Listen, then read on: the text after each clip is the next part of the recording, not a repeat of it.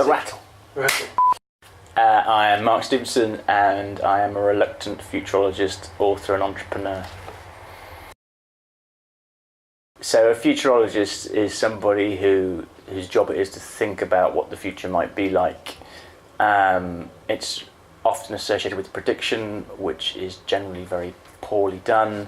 There are no qualifications for being a futurologist. You just have to write something with the word future in it. So what I would say my job is helping my clients, whether that's governments or corporations or universities, understand the questions the future is asking them, and then help them answer those questions in a way that makes the world more sustainable, humane, compassionate, or just. I don't balance my time between passion projects and projects that pay the rent, because the projects that pay the rent are also my passion, which is trying to save the future.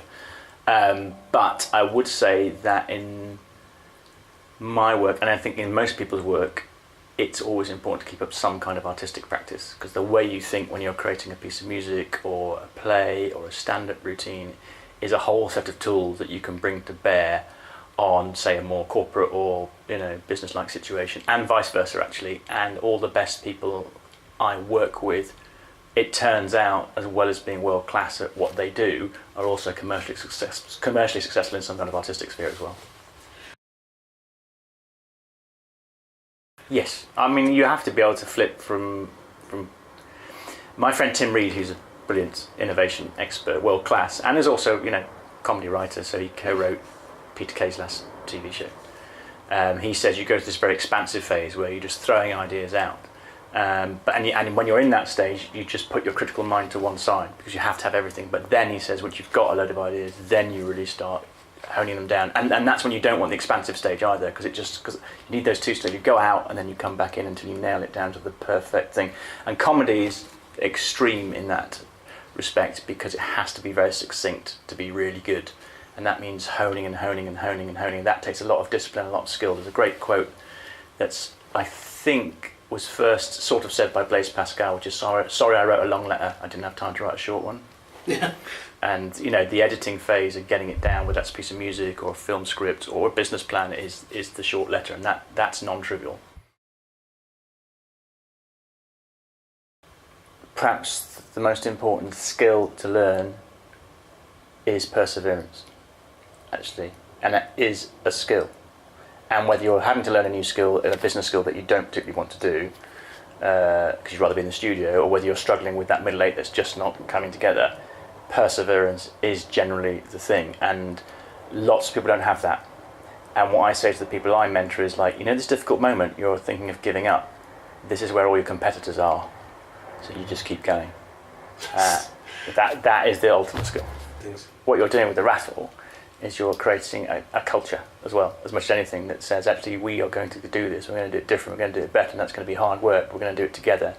And then people always say to me, how do I get more optimistic about things, or how do I get involved with saving the world? And my answer is, well, hang out with optimistic people who want to save the world. If you want to lose weight, hang out with slim people. If you want to stop drinking, hang out with teetotalers. If you want to make a new model in the music industry, hang out at the Rattle.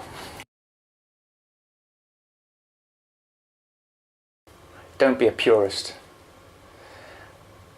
People will often define themselves, I'm this, I do that. Actually, you should be smashing yourself into many new ideas, whether they're technological ideas or musical ideas, as possible.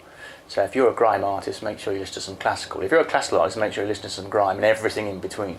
Because, make sure you're reading a book you wouldn't normally read. Make sure you're seeing a play you wouldn't normally see. Make sure you're hanging out with people who are different, because that's where all the real creativity is going to come from, both within your genre and across genres. And actually it's the across genre stuff, the mixing of all that stuff, that's important. That's why the Rattle's really interesting, because it's mixing together all sorts of different people, and that creates a very rich creative soil.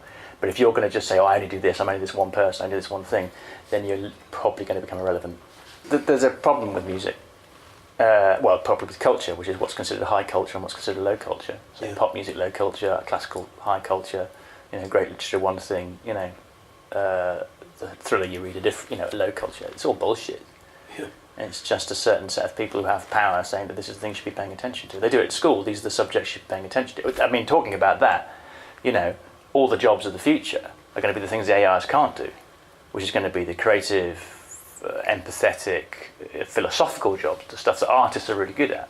And yet we've got an education system that's saying, oh, you've got to be learning maths and English. And I'm not against that. Believe it or not, I write books for a living and I read my baby boy to sleep with number theory. So I'm into numeracy and literacy. But to say that that's where the jobs are going to be in the future when the computers can do it 10 times better is bullshit. We're going to need more artists, more carers, more nurses, more philosophers, politicians with a heart, let's hope, etc., etc. I don't think we're going to have great AI written art. You'll have some very, generic AI stuff. I don't think an AI is going to write a decent play. Because to write a decent piece of art, you have to be a conscious human being. In fact, it's the consciousness that's embedded in it. And that makes it the great piece of art. And AI may be doing very specific things quite well, but it's not conscious. It cannot ask, why am I doing this? It has no intent behind it. And it's the intent behind the art that makes it the art. There's a very famous story, I think it's about Goebbels when he was in jail. It's one of Hitler's lieutenants. And he had spent a lot of the war sort of, hoovering up great works of art, by Matisse and whatever. And they tried to get him to sort of break him. And what they finally did that finally upset him was they told him that one of the works of art he had was a fake. And said it looked exactly the same, but they were able to prove to him it was actually a forgery. And that really upset him. And that's really interesting because, the forgery looks exactly the same, but it doesn't have the artist at some point standing in front of that canvas, throwing their heart and soul into it. And that's what makes really great art. And AI is not going to do that. First, you have to realise that most art is shit, but most commerce is shit, most business is shit, most furniture is shit, most carpets aren't the best quality. Yeah. We look back at art in the past through rose-tinted spectacles because we remember all the good stuff, because that's the stuff that prevailed. But you go and look at the week that Superstition was released by Stevie Wonder, and 99% of the charts are absolute bollocks. So, first of all, you're always going to be surrounded by mediocrity. You should be pleased about that if you want to be an artist, because that gives you something to rise against. So, as somebody who, for instance, writes books and plays, and the occasional bit of music, there's a part of me that goes, well, actually, I enslaved over that, therefore I should own the copyright. But I also understand from having done those things that I don't earn any money from them. I earn money because I've done them. So you earn money from the touring, you earn money from the speeches you get to do, you earn money from the consultancy you get asked to do, all that kind of stuff. So I think something has to change where copyright doesn't become so monolithic, that you can still own it, but it doesn't involve armies of lawyers basically beating the crap out of creativity in the name of protecting it. One interesting revenue stream I've got, which is consulting actually large organisations on how to think like an artist. Right. Because they've got to the stage where they're facing massive technological disruption, we've got environmental disruption coming, we've got political disruption coming because we haven't innovated in the political system, yet we've built all these institutions that think in departments and in silos, and they're desperately going, we need to be creative, just at the time when they've educated that out of everybody. So now they're hiring people like me, who was a stand-up and a musician, to go into boardrooms and teach them how to think again. Yeah. So there's something in that. I'm not sure everybody can do that. I mean, for me, it's live performance is going to just become more and more and more the thing, because I think the music will become basically free, and the performance, the ability to put on a fantastic show, will be the absolute thing that I think will define the artists of the future.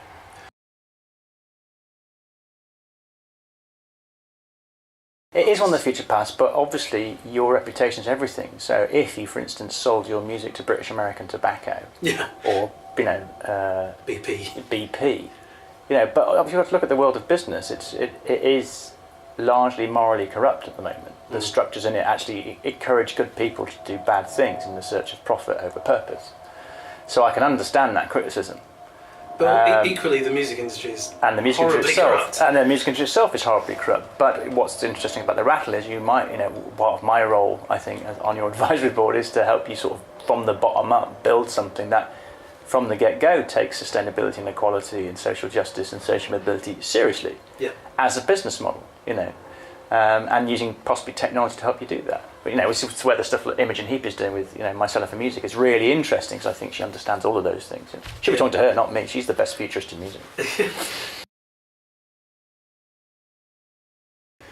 It's easy to find ethical people to work with. They're just the good guys. They're just the good guys. Girls. You know, you take them out for... I mean, you know, there's lots of techniques, but one of the techniques I use is just look how people treat waiting staff. Yeah. When you're having a meeting with them, and that'll tell you 90% of who they are. I think the Rattle to me is a really good example of what I call a serendipity engine, in that it is bringing together people that may not have been together before, who should have been, who have a mutually beneficial relationship if they can start to understand each other's culture. And then if they can create a new culture out of that, they can take all the best of entrepreneurship and technology and all the best of art. And if you can put those two things together into a single place, you could create something really quite exciting, as well as having the soundtrack to a new generation.